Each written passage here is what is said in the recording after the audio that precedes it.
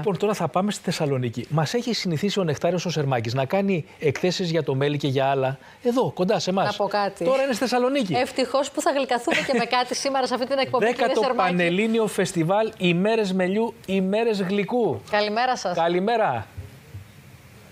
Καλημέρα, να σας πω είναι το πρώτο Πανελλήνιο Φεστιβάλ ημέρες μελιού, ημέρες γλυκού εδώ στο τόξο της Χάνθ. Έχουμε δίπλα μας τον διοργανωτή της έκθεσης, τον κύριο Νεκτάριο Σερμάκη, για να μας δώσει περισσότερες πληροφορίες.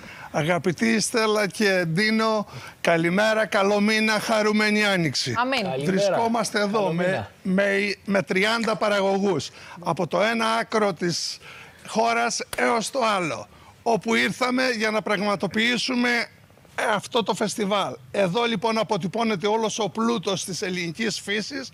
Οι βασίλισσες, οι μέλισσες έχουν καταφέρει να εγκλωβίσουν όλη τη χλωρίδα του ελληνικού χώρου και να αποτυπώνεται είτε σε νησιωτικές περιοχές είτε σε περιοχές της Ελλάδος. Εδώ με τη βοήθεια του καμεραμάν μπορείτε να δείτε εξαιρετικά προϊόντα της μάνας ελληνικής γης. Μέλια σε πολλές και διαφορετικές ποιότητες και βέβαια να μην ξεχάσουμε στο σημείο αυτό να πούμε ότι έχουμε και γλυκίσματα.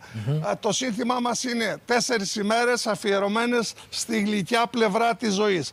Βρισκόμαστε καθημερινά στο τόξο της Χάνθ από τις 10:30 το πρωί μέχρι και τις 9:30 ώρα το βράδυ και περιμένουμε όλους τους φίλους Θεσσαλονικής να έρθουν εδώ, να εμπιστευτούν τους παραγωγούς, να δουν την πραμάτια τους, να δουν αυτά τα μοναδικά προϊόντα που έχουν παράξει, να τα προμηθευτούν, να μπολιάσουν το τραπέζι τους είτε το αποκριάτικο είτε του επόμενου χρονικού διαστήματος. Ωραία. Και να απολαύσουν αυθεντικές γεύσεις.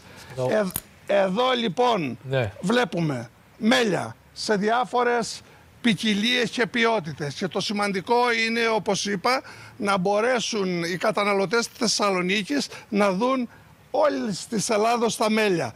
Αυτό νομίζω ότι είναι το πιο σπουδαίο και το πιο σημαντικό που κομίζει αυτή η οργάνωση. Εδώ θα δείτε επίσης μέλια σε διάφορες ποικιλίες. Μέχρι πότε είναι η έκθεση, κύριε Σερμάκη? μελιού. Για πείτε μας λίγο για τον κόσμο τώρα που μας βλέπει. Πόσο θα κρατήσει η έκθεση? Η έκθεση θα είναι ανοιχτή μέχρι και αύριο στις 9:30 ώρα το βράδυ. Γι' αυτό καλούμε τους φίλους Θεσσαλονικής να βρουν λίγο χρόνο. Να περάσουν από εδώ, να τιμήσουν.